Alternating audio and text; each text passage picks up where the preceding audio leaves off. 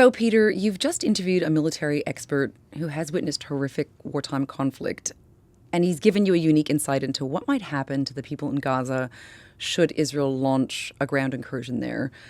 So, can you tell me about Mike Kelly and who he is? Yeah, Mike Kelly, a lot of people might remember him as a Labor member of Parliament, but in the Rudd years, but long before he went into Parliament, he was an Australian military officer. He spent 20 years in the military. He joined as a legal officer, saw combat in a range of horrible wars, Somalia, Bosnia, Iraq, East Timor, and as a colonel, was recruited by Rudd personally to stand for Parliament, went into the Australian Parliament, but on condition, he did a deal with Rudd, he told me, where he'd only agree to stand as a Labor candidate for the seat of Eden Monaro if an incoming Rudd government agreed to build a civil military centre, which now exists outside Canberra, outside Queanbeyan, as part of his career-long effort to put some humanity into war. Okay, and he's actually painted a picture for you in the piece that you've just written about how many civilian casualties there might be in Gaza should Israel send its troop in on the ground. So what conflict did he compare the Israel-Hamas war to, and what did he might say that we might see in Gaza as a result? Yeah, so he studied a lot of urban warfare and some of the most horrible stuff that he's seen and been involved in. And the urban war that he said most closely resembles what is in the process of just beginning in Gaza was the Battle of Mosul, which is the second biggest city in Iraq, which Daesh, otherwise known as ISIS or so-called Islamic State, even though it wasn't really Islamic or a state, took, where the coalition forces drove them out again in 2016-17 in the Battle of Mosul. That was the one that he says most closely resembles what's about to happen. And it's obviously not just Mike Kelly with that view, because I saw overnight that the US has sent some senior military advisors to help the Israelis develop their battle plan for going into Gaza. And the Lieutenant General leading that, was involved in the Battle of Mosul and said that the Mosul experience, the reports have said that the Mosul experience was the one that the US saw as most usefully applying to Gaza. So it seems to be a widely accepted idea that that's the template. Okay, and so if that's the template, if that's what we can draw lessons from, I guess, what did Mike say about what we might see on the ground in Gaza, how many civilian casualties, in addition to how humanity could possibly be preserved in this situation? Yeah, well, it's nothing pretty is the short answer. It's extraordinarily brutal, ugly, and difficult. But in the case of Mosul, there were hundreds of thousands of people in the city before the US-led 8-nation multilateral force began their offensive. At the moment in Gaza, I hear estimates from the Israelis that there are maybe 700,000 civilians still in Gaza, in the northern part, that haven't evacuated as suggested, as advised they do, and go south. So that's a lot. There are hostages held by Hamas in Gaza in the hundreds, but we also know that the Hamas terrorists have been preventing at least some Gazans from leaving, preferring to keep them around as human shields against potential Israeli attack. And the same thing happened in Mosul, where the Daesh fighters took tens of thousands of civilians hostage for exactly the same reason. In terms of numbers of people killed, well, there were about 8,000 coalition troops killed in the Battle of Mosul, and an estimated 10,000 civilians during a battle which was expected to take 3 months but ended up taking 9 months. And so did Mike make any did he foresee, I guess, what might happen with this conflict, given that there's an estimated 30,000 Hamas fighters, and with ISIS there was only an estimated 6,000 to 12,000. Did he make any, I guess, predictions based on that? Well, in Mike Kelly's view, he said if the Israelis fight in the same way that the multilateral force fought in Mosul, then you'd expect around the same level of casualties, around 10,000 civilians killed, and presumably the same sort of numbers of Israelis as the 8,000 dead troops on the coalition side in the Battle of Mosul. So that's going to be very ugly. He cautions that nobody should accept, though, the Hamas body count, the Hamas casualty count, which Hamas is claiming that already some 4,000 to 5,000 people in Gaza have died. I mean, this is an outfit that seems to think it's okay to butcher babies and attack civilians in their beds. Would you take their word for anything? And Mike Kelly's point is that, as he says, a lot of people are skeptical when the US produces intelligence or intelligence estimates. And he said, "Why we should at least be as skeptical of Hamas and their versions of casualties as we are of the US." I mean, it's a good point, and one that I don't think I've actually heard since this invasion sort of began. Well, Samantha, generally, when you see it in the papers online, in broadcast news, reporters just accept the Hamas figures. They say Palestinian authorities or the Palestinian Health Ministry. Well, that's all Hamas. They're the same terrorists. So, and they never differentiate. They never say, for example, so Israeli airstrikes today killed 200 of our fighters and 200 civilians. They always just give a grand number, and who can possibly tell whether they're telling the truth? And so what did Mike have to say about how humanity could possibly be preserved should this ground incursion occur, which is what we've been expecting for days? Yeah, so his specialty is as an army legal officer, and he even went on to write a PhD on this same subject, was the laws of armed combat that kick into effect once there's a war underway, which this effectively is. And that we should judge Israel, to use his words, according to these criteria. Does a belligerent give warning to civilians in advance to get them out of the combat zone? Does a belligerent provide opportunity and assistance to get them out of the way? Does it provide humanitarian aid where possible after an action, after a battle? That these are all important measures. And also care in targeting and care in proportionality. That is, that the laws of armed combat accept that there will be civilians killed. It's the brutal reality of how war operates, especially urban warfare, but that it has to be proportionate to the military threat that the belligerent faces and the military gain that belligerent, call it Israel in this case, is seeking. So, and Kelly's point is that this is an existential threat to Israel because Hamas is trying to create a pile-on effect to bring in other Iranian proxies and threaten the existence of Israel. So the stakes are as high as they get for Israel. And he said his advice is that the world should look at, should judge Israel by those criteria as it goes into Gaza. So did he say anything, or do you have any thoughts on how Israel can, I guess, balance, it's got this existential threat against it, and so, according to Mike Kelly, its response should be in proportion to that.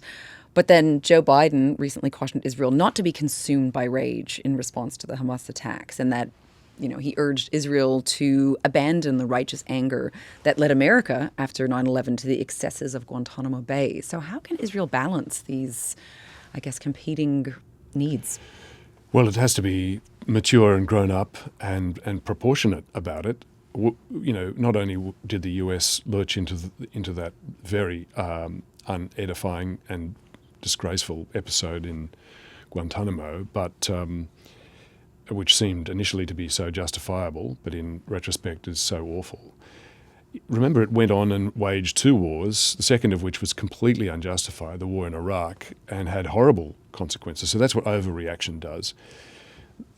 And the thought that any belligerent has to have as it conducts a war is what happens when the war is finished.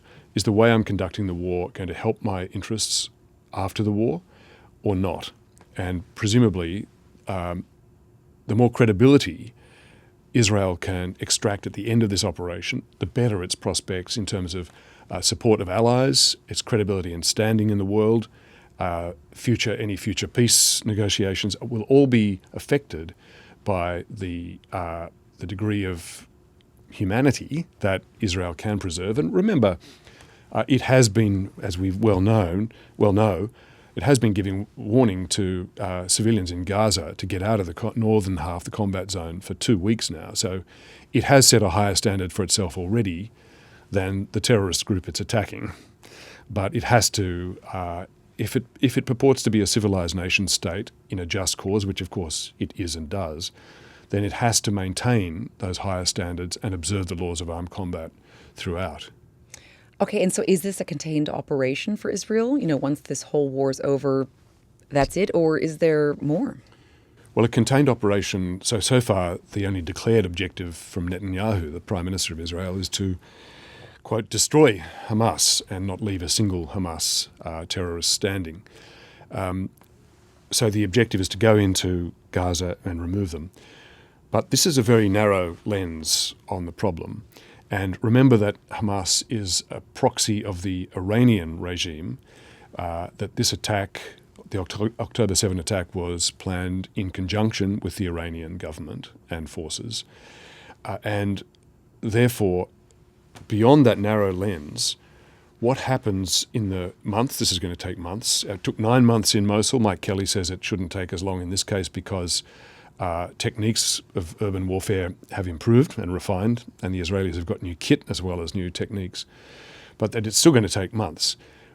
The big question in those months, while you've got this narrow combat, this is going to be ugly, house to house, building to building. And by the way, in Mosul, the estimate was 40,000 buildings destroyed. 40,000 buildings destroyed and more than 10 million tons of rubble created. So this is just going to be horrific, as well as the 10,000 estimated dead civilians that, in that case, in Mosul. The big question is, does Iran take advantage of the Israeli preoccupation with Gaza to bring in more of its proxies? Hezbollah across the border in the north, some Syrian militias that it influences. We've already seen a few stray rockets from the Houthi rebels in Yemen, and there are many more if the Iranians decide to encourage that, to bring Israel under a multi-pronged siege and war. This is the much bigger question, and the longer the war goes on, or the combat mission against Hamas in Gaza goes on, the more options and opportunity it gives for Iran and potentially others to escalate. Okay, now I'm asking you something which might require a crystal ball, so I know you don't have one of those, but I was interested in something that Mike Kelly said to you. He gave you some overarching advice, which was do everything possible to avoid war, which, as you point out, of course, it's too late for that. So is your conclusion something along the lines of that there is no possibility of preserving humanity in what seems imminent? Like you mentioned, there's already been a couple tanks go into Gaza. We do anticipate there'll be more of an incursion. Well, yeah, so his point is the best way to avoid horrors is not to go to war in the first place and do everything you can to avoid it. Of course, there are some circumstances where you can't, but where you absolutely must, but otherwise try and avoid it. That's the only real way to keep humanity. And, if you look at Australia's recent history, we've actually done some pretty good things. For example, East Timor, which could have been very bloody when the Indonesians sent their militias in to start attacking the East Timorese after their ballot to to get independence from Indonesia. The peacekeeping force or peacemaking force that the Australians sent in was very effective, and it, without any bloodshed, effectively deterred the Indonesian militias who turned tail and left. So that was a very successful effort at preventing what could have been a very bloody and horrible war inflicted mainly on East Timorese civilians. So all of these stories put a premium, show the benefit of early intervention, and if you can intervene even earlier with some vigorous diplomacy, that's better still. Okay, and I guess I wanted to pull back for a moment and look to history, I guess. You've covered wars and brutal conflicts for decades, really. So have there been any wars in which there's actually been close quarter combat when there has been humanity preserved?